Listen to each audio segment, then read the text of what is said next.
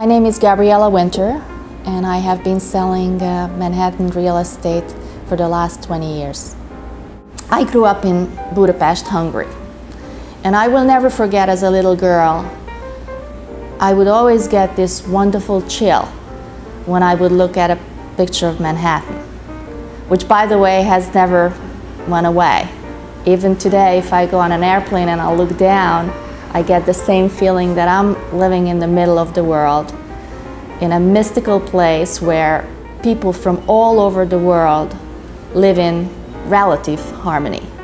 Most of my business is generated from the village, just because that's where I spend most of my time in, and that's where I started. So a lot of the customers who come back to me, second and third time, they bought initially in the village. I lived in the village for 15 years, and it is particularly a good place for single people, just because it's just so lively and so vibrant. It has a certain beauty to it that I really appreciated when I lived there.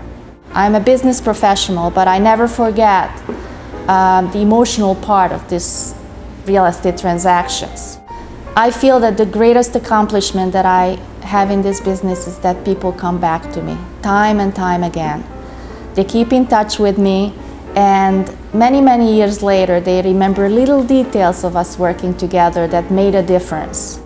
I also love a good laugh, and many times it happened that a well-timed joke melted the ice, and the transaction continued and succeeded because of that moment.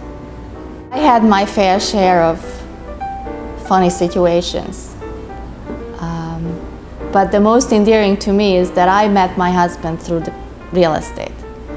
I had a property that I was marketing and sent out brochures, which he responded to, and we were going out together to look at properties that he was interested in buying. And one day he called and he said, "I don't really want to go out, but would you come out to have dinner with me?"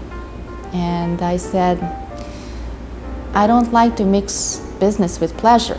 And he responded, "If you come out to have dinner with me, I promise I will never buy an apartment from you."